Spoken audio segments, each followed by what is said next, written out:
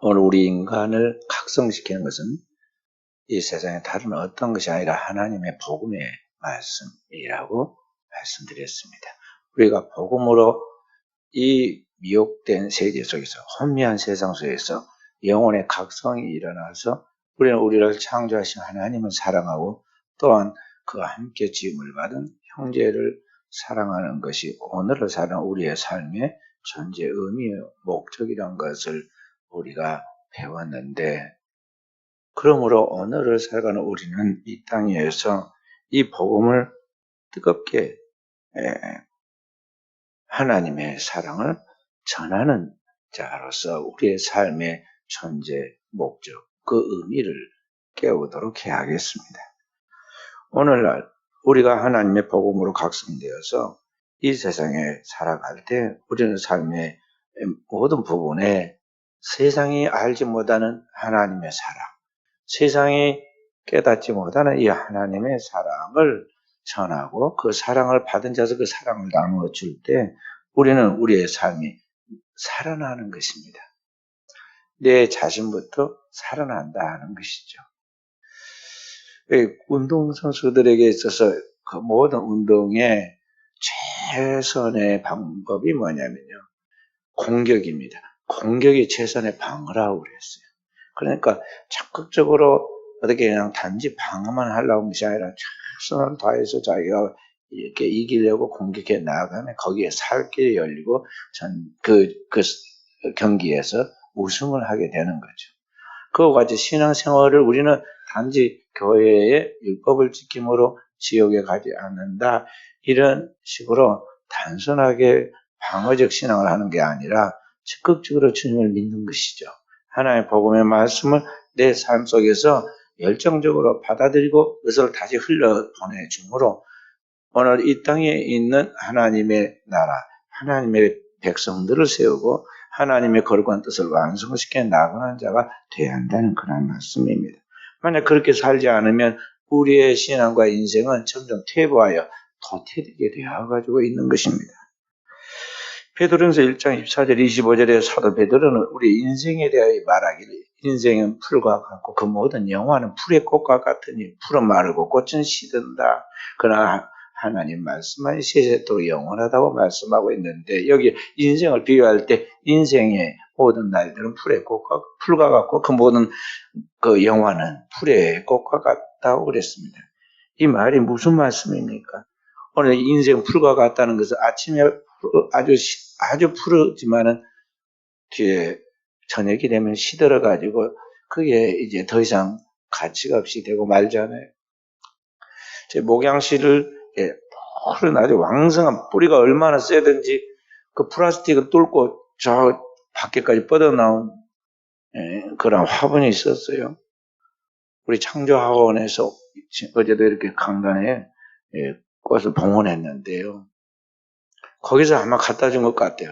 그래서 야, 저거 오래 가겠다 싶어가지고 제가 목양실로 올려놔라고 그랬습니다. 하나밖에 없으니까 강단에는 올릴 수가 없고 목양실로 올리라고 그랬는데, 그렇게 싱싱하고 뿌리가 그 플라스틱을 뚫고 나왔는데도 불구하고 이게 얼마 후에는 잎사귀 자꾸 떨어지더니 물을 주어도 떨어지고 거의 다 떨어져가지고 완전히 너무나 그 목양실이 이렇게 이제 나무 잎사귀로 가득 차게 되었어요. 그래서 제가 어제는 또 그걸 내려놔라고 그랬습니다.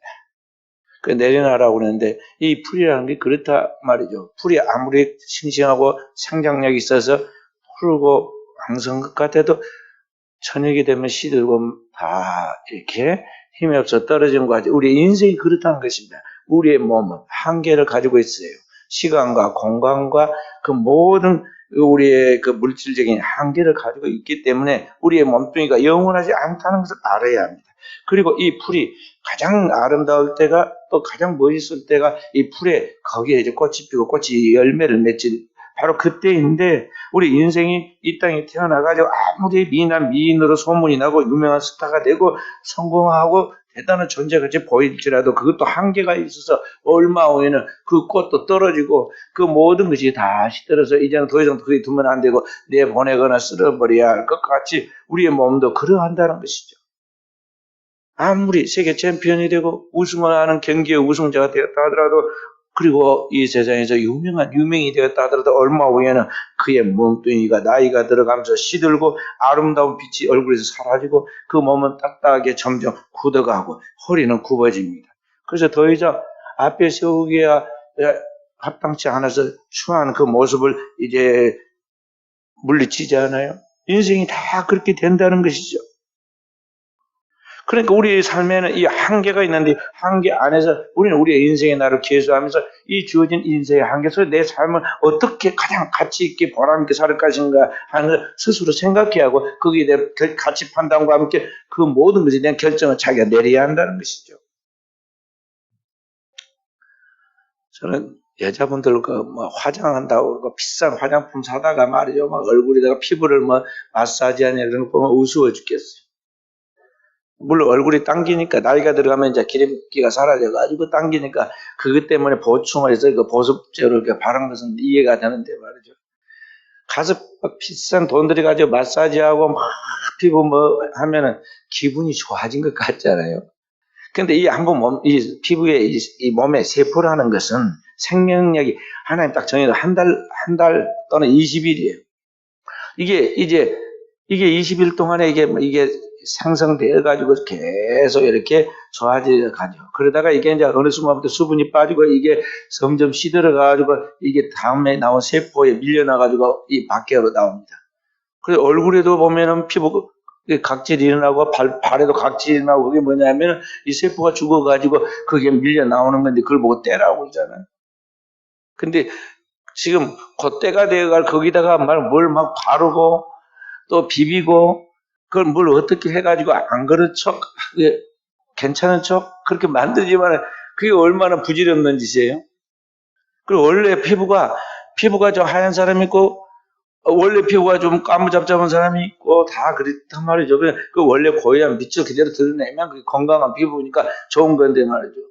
거기다가 일부러 막 뭘 바르고 성형을 하고 마이클 잭슨처럼 말이죠. 흑인인데 백인처럼 하다가 나중에 그 백화병이 무슨 병이 생겨버리고 너무 성형 수술해가지고 이게 부작용이 생겨가지고 나는 코가 떨어져가지고 가짜 코를 붙잡고 다니고 이런 일이 생겼잖아요. 그 우리 몸은 그 세포 하나가 나중에 가서 때가 돼서 나오듯이 우리 몸뚱이 전체도 결국에 가서는 이렇게 그 한계 안에서 그 일을 다 하고 나면 떨어져 나간다는 것이죠. 그래서 한 달이 되면 그 세포가 죽어서 각질이 되고 이제 더 이상 반복해서 세포가 생성이 안 되고 생성이 돼서 죽고 또 나가오고 생성이 돼서 다시 또 죽고 나가야 하는데 이 생성이 안 되면 그때는 이제 우리 몸이 이제 더 이상 생존할 수 없는 한계에 와 있다는 걸 알고 그걸 보고 우리가 그것을 생리학적으로 그걸 죽음이라고 하는 거죠. 죽음. 그러니까 오늘 우리는 이 작은 세포 하나처럼 각질이 떨어져가는 때처럼 내 인생에 아름다운 때가 있는가 하면 이 젊음의 한때가 지나가고 결국에 가서 우리가 이제 떨어져 나가는 그 각질처럼 내 삶이 이제 더 이상 너는 이제 이 땅에서 삶의 그러한 역할을 다 할 수 없다 하고 하나님이 정한 그 때를 마치기 전에 내게 주어진 그 한 때를 풀이 꽃같이 싱싱한 한때 그 아름다운 한때 내게 있어 내 인생의 가장 젊은 때가 바로 지금인데 바로 지금이라는 이 때가 지나가기 전에 오늘 우리는 내 삶 속에서 내 가장 가치 있는 삶을 살아가는 삶이 뭐냐면 내 삶의 우선순위가 먼저 너를 지으신 하나님과 그 너를 통해서 구속하여 하는 나라를 이루게 하는 그 하나님의 나라와 하나님의 나라의 백성이 됨을 인치는 하나님의 의로 덧입도록 하고 그것을 구하라고 주님이 말씀하신 거예요. 그러니까 그 예수 그리스도가 그렇게 사신 것 같이 그 하나님 나라 의를 위해 사신 것 같이 오늘 우리도 그리스도의 길을 따른 제자로서 그분의 지신 십자가처럼 내게 주신 하나님 십자가를 지고 주님이 걸어가신 불꽃처럼 살다가 하나님 앞에 간 그 삶처럼 우리의 몸을 그러한 영원한 하나님의 나라의 영생의 부활체로 바꾸어서 그 나라에 들어가는 삶을 살아가도록 자리매김을 하라 그런 것입니다. 그런데 사람들이 크리스찬이라고 이름을 가지고 있지만 아직도 하나님 뜻이 무엇인지 모르고 내가 또 그 하나님 뜻을 따라 살아야 하는데 그렇게 삶에 대해 몸에 젖어 있는 배어 있는 삶에 되어 있지 못해서 복음을 제대로 몰라서 되는 대로 세상과 하나님 사이를 왔다 갔다 하면서 인생을 망쳐버리고 낭비하죠. 그리고 인생의 모든 날이 어느 한순간에 다 내게서 사라지고 자기가 자기를 봐도 믿을 수 없는 모습이 딱 거울에 보입니다. 그리고 나가 그렇게 생각하고 나는 아직도 젊다고 생각하고 싶지만은 내 인생이 있어서 이제 젊음의 딸은 다 지나가고 다 주변에서 어르신 하고 말이죠. 예? 할아버지 할머니 막 그리고 부르는 날이 금방 다가와요. 그때 와서 어떻게 할 거예요? 그때가 제2의 기회가 없는데 다시 돌아가서 다시 살 수 없는데 우리가 불교나 다른 어떤 힌두교 같이 다시 환생해서 돌아간다든지 윤회해서 간다든지 그런 망상을 갖고 속으면 몰라도 그렇게 속지 않고 정상적으로 하나님 말씀을 생각한다면 지금 내가 그거 어떻게 할 것이냐 하는 것이죠. 그래서 오늘 우리 자신도 그렇게 살지 않도록 깨어 있어야 하겠고 또 그렇게 허망한 삶을 살아가고 있는 방황하는 영혼들에게 우리가 하나님의 은혜를 먼저 입고 거듭난 사람으로서 애타는 마음으로 이들에게 그 하나님의 사랑과 하나님의 은혜를 부지런히 전해야 한다는 것이죠. 때를 얻든지 못 얻든지. 그래서 영혼을 구원하는 것은 천하보다 귀한 일이고 이 영혼을 구원하기 위하여 전도의 열심과 열망을 가지고 기도하면서 뜨겁게 나아가는 그 인생은 하나님이 보실 때 가장 가치 있게 보는 거예요. 너는 거룩한 하나님의 백성답다. 그런 것이죠. 거룩한 하나님의 백성답다. 이스라엘 백성들을 애굽 땅에서 하나님께서 모세를 통해 구출해내서 가나안 땅에 정착시키면서 뭐라고 성경에 말씀하냐면 너는 이 모든 나라의 제사장 나라가 되고 그런 이야기 나옵니다. 그러니까 이스라엘의 존재의 목적은 무엇이냐면요. 세상 다른 나라처럼 전쟁해가지고 막 많은 영토를 확장하고 그 모든 나라 속에서 부귀영화를 누리는 게 아니에요. 하나님과 인간 사이에서 이 백성들에게 죄를 가르쳐서 깨닫고 회개하게 하고 그 백성들 하나님의 구원의 복음을 통해서 이들을 주님께로 인도하도록 만드는 그런 화목자로서 대속시키는 그런 제사장으로서의 역할을 감당하라는 거예요. 그리고 나머지 생존해 가는 것은 하나님의 가나안을 약속했던 가나안을 그냥 덤으로 주어서 그들이 은총으로 그 자손 만대가 하나님의 축복을 받아 살아가도록 하나님께 은혜를 주신 거예요.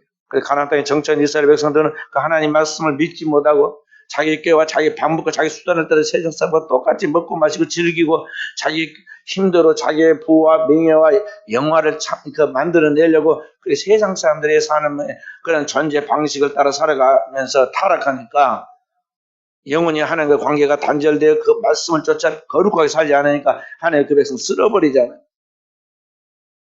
맨날 이스라엘 백성들 이야기는 뭐냐면요. 하나님 말씀대로 청종해서 살아가지 않으면 이방들 불러다가 왕창 때려가지고 두 손 두 발 바짝 들고 하나님 앞에 항복하게 만들죠.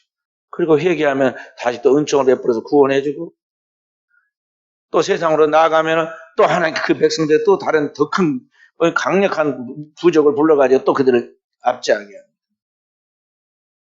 갈 때까지 가니까 나중에 하나님께서 70번씩 7번이라도 용서해 주다가 나중에 가서는 진짜 무섭게 매를 때려줘. 그들 통째로 저 애굽 땅에 그들을 옛날에 팔아버렸던 것까지 이제는 바벨론과 아수르라는 나라에다가 완전히 흩어버리고 그들로 하여금 하나님과 세상을 따라 살아가는 삶의 그 차이를 비교해보고 하나님 없이 사는 그들의 삶이 얼마나 공허하고 고독하고 외롭고 괴로운 인간을 경험하게 하죠.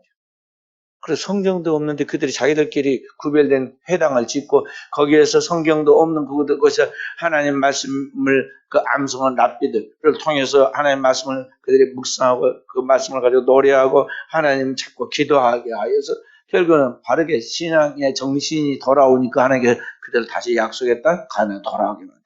그리고 오시는 메시아 시대를 갈망하게 하고 기다리게 해서 결국 장차 오시는 이 예수 그리스도를 만나게 되죠. 그러므로 우리 사랑하는 성도들은 이 땅에 있는 영혼들이 바로 그와 같은 그리스도의 대사가 되어 하나님의 말씀을 전하는 메신저가 되어서 이들의 영혼에게 이 생명의 구원의 복음을 전하는 사명을 감당하라는 거죠. 세상 사는 것에 대해서는 하나님 앞에 그냥 맡겨요. 자녀를 기르는 것도 맡겨요. 내 생각도 내 뜻대로 된 게 뭐가 있나요? 살아보니까 내 자식 내가 막 키운다고 귀하게 키웠다 뭐 어떻게 해도 그 귀하게 커집니까? 뭐 국회의원 아들 봐봐요. 하나인지 둘인지 모르지만 그 하나 있는 아들이 걸핏만한 술을 먹고 나가서 싸움이나 쌈박질이나 하고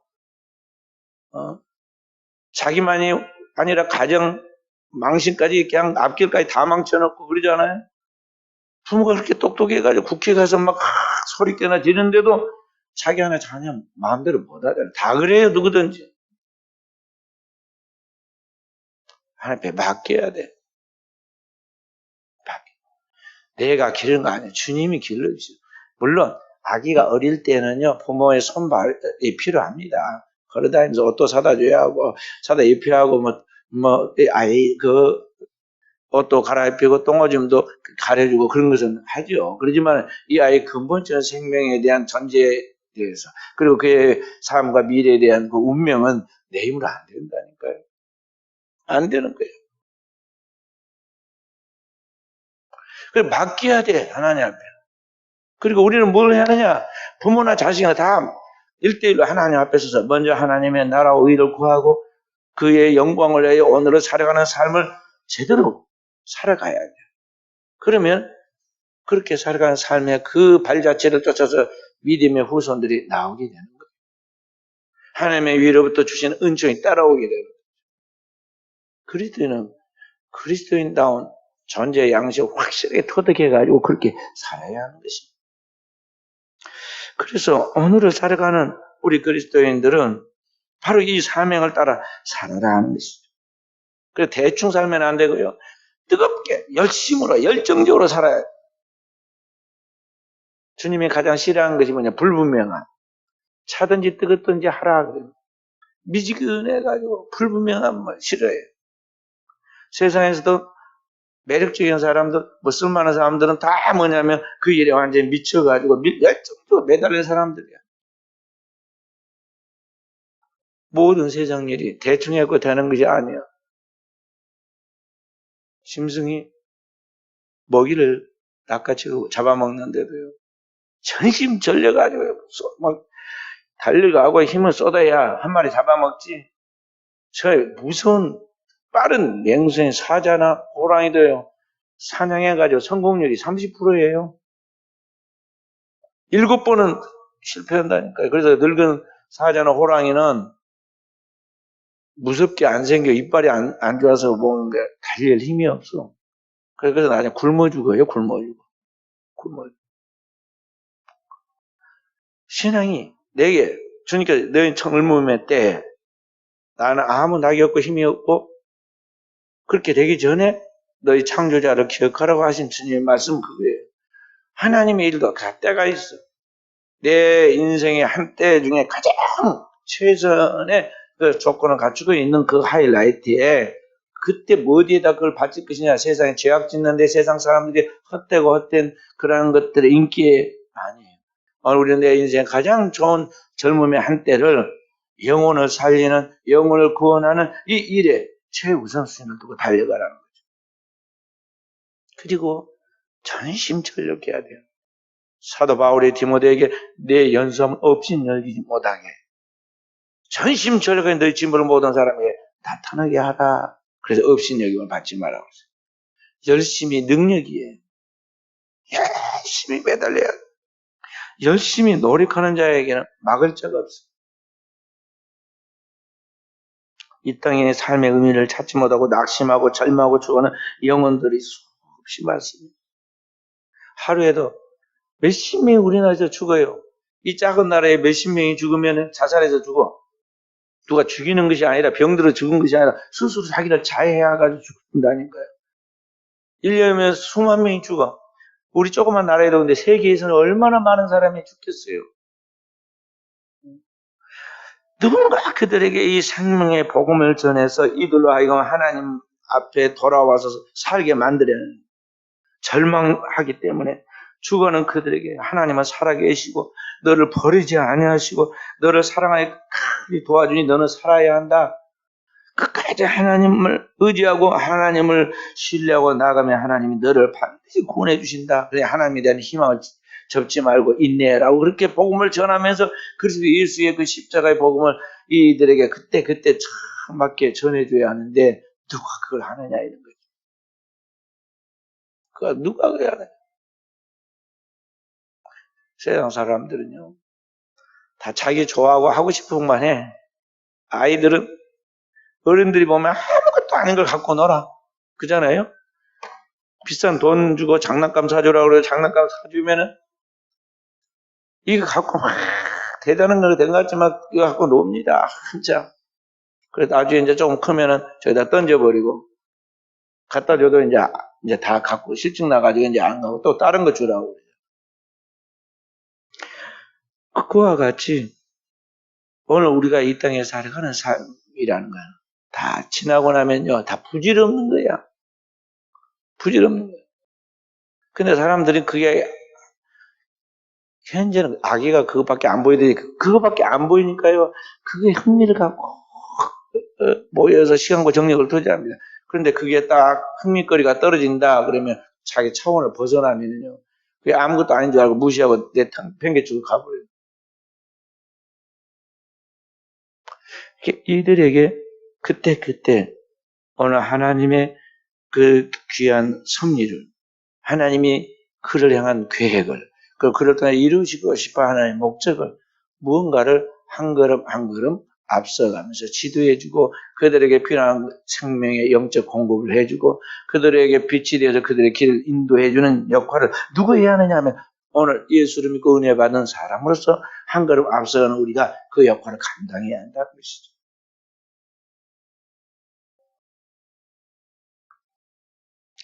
오늘 그래서 이 사람들이 자신이 그동안 이 세상에 뭔가에 속아서 잘못된 삶을 살았는데 그게 바로 자기가 죄짓고 그리고 이 땅에서 타락하여 망하게 만드는 그 존재가 바로 이 어둠을 지배하고 있는 원수 마귀 사탄이라는 것을 알게 하고 바로 그런 이 사탄을 이기는 것은 자기 자신의 꾀와 의지와 노력이 아니라 하나님의 역사 다시 말해서 이 땅에 오신 그리스도 예수를 통해서 우리를 구속하는 십자가 보혈의 그 능력과 그 보혈의 능력으로 거룩함을 입은 우리에게 부으신 그의 영이 성령으로 말미암아 우리가 하나님의 자녀로서의 권세를 소유하고 능력을 소유하고 이 땅에 하나님의 백성으로서 이 땅을 하나님의 나라로 하나님의 영광을 이루어가는 그 나라로 만들어가게 한다는 것을 깨닫는 수준에까지 계속 영적 양육을 해줘야 돼. 처음부터 그게 알아지는 게 아니거든. 조금씩 눈떠가고 배워갑니다. 그래도 주님의 날에 갈 때까지 안심 못해요.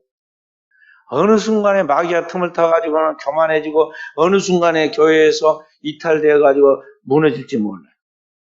하나님 날에 딱 들어가서 우리가 딱 들어와서 뒤돌아보니 진짜 천국에 와 있구나 하고 딱 그때 안도의 한숨을 쉬기 전까지는요 방심할 수 없어요. 그렇기 때문에 우리 성도들은 깨어 기도해야 하고 자신의 삶의 영혼의 자기 관리를 해야 하고 또 자기가 맡은 양떼들을 교회 안에서 가정에서 구역과 기관에서 계속 이 하나님의 성실을 본받아서 성실함으로 돌봐야 해요. 그래서 주의 백성들, 하나님의 백성들이 그 양떼를 돌보는 것은 그 영원한 하나님의 말씀을 그때그때 필요한 것을 공급해 주는 것과 그들의 영혼의 영적인 상태를 하나님의 위탁해서 하나님의 그의 성령으로 그리고 그의 천군 천사들을 보호해 주시도록 기도하는 그것이 가장 중요한 거예요. 주님이 그랬잖아요. 기도 외에 다른 방법은 이런 능력이 나올 수가 없다. 하나님의 위대한 그 모든 능력이 성령의 역사가 성도의 기도에 달려있는 거예요. 그때 한때는 머리가 팡팡 잘 돌아가다가 말이죠. 기도만 하면 사람이 멍해지잖아요. 그만큼 내가 지금 영적으로 지금 꽉 막혀 있고 닫혀 있고 지각이 어두워 있다는, 그래서 기도가 안 되는 거야. 눈만 뜨면은 머리가 맑아지고 뭐가 똑똑한 것 같고 내가 생각하면 바른 것 같고 잘한 것 같은데 기도만 정식으로 딱 하려고 하면은 갑자기 잠이 쏠라지고 가슴이 답답해지고 하기가 나서 실증이 나서 하기가 싫고 그리고 재미가 없어지는 거예요. 그 사람은 아주 육에 속한 거듭나지 못한 사람이에요. 눈을 감고 기도를 하고 하나님의 말씀을 묵상하고 하나님 앞에 나갈 때 시온에 데려갈 일이 쫙 이게 열려야 하는데요. 이게 안 열리는 거죠. 안 열려. 영어 잘하는 사람들은요, 저쪽에서 누가 말하면요, 들으면서 즉각 동시 통역이 이루어진다. 그리고 그 말을 하는 사람의 그 생각에 미리 앞서서 다음에 무슨 말 할 것이다까지 다 알아요. 그런데 영어에 대해서는 전혀 공부를 안 한 사람은요, 아니, 그냥 한국말도 아니고 영어로는 얼마나 이게 지루하고 답답하고 그러겠어요. 계속 똑같은 톤으로 막 나가 뭐라고 하는데 졸릴 수밖에 없잖아요. 차원이 다른 것이죠. 지적 차원의 그 언어의 수준이 달라서 그런 거죠. 그러듯이 이 세계도 그런 것입니다. 인간의 이런 육신의 혼의 세계와 영의 세계가 완전히 달라요.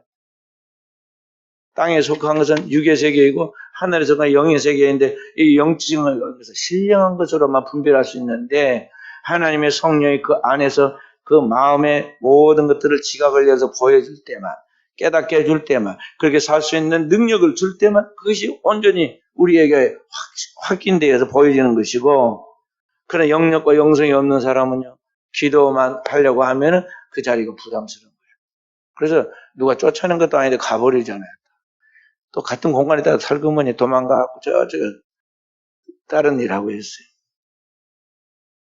그렇기 때문에 오늘 우리는 이런 우리의 낮은 단계의 신앙의 수준에서 빨리 자라야 돼요. 그래서 사도 베드로는 베드로서 3장 18절에 우리에게 권면한 마지막 권면이 뭐냐면 우리 주 예수 그리스도와 그의 우리 주 예수 그리스도 안의 지식과 그의 은혜에서 자라가라 그랬어요.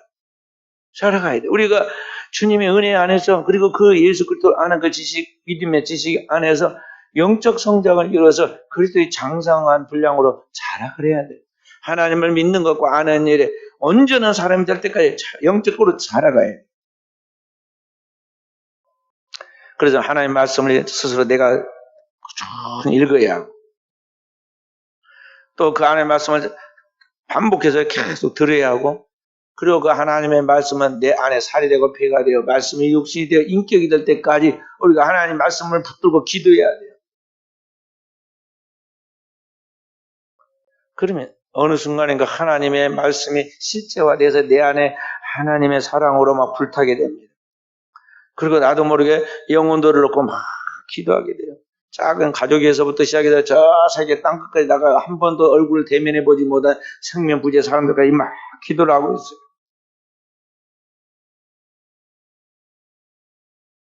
만약 우리가 그러한 주님 앞에서 영혼을 불태우는 그런 가치 있는 삶을 살지 못하고 인생이 끝나버린다면 오늘 우리의 인생이 얼마나 허무한 존재가 되고 마느냐 하는 것이죠.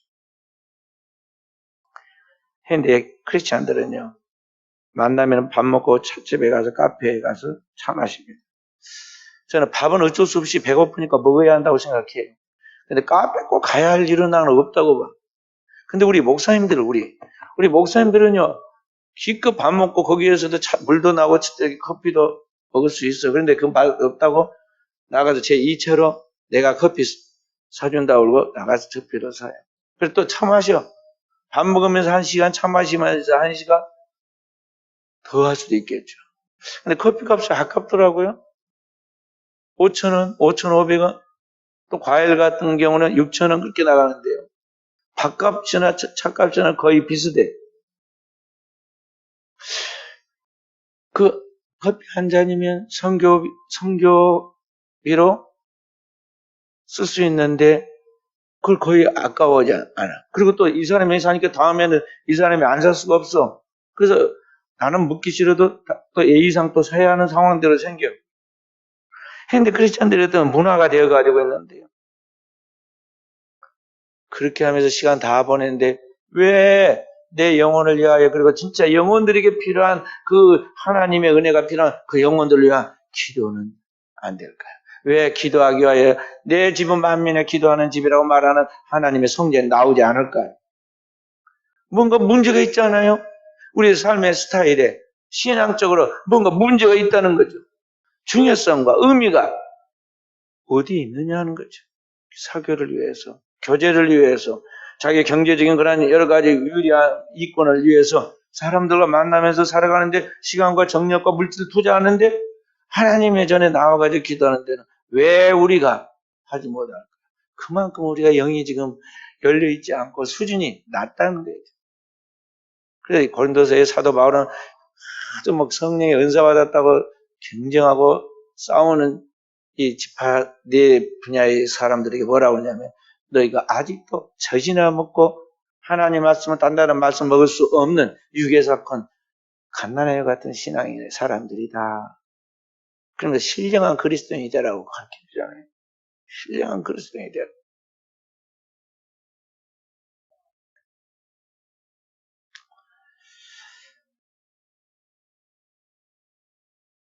저도 이렇게 나이가 많이 먹고 빨리 늙어버릴 줄 몰랐어요.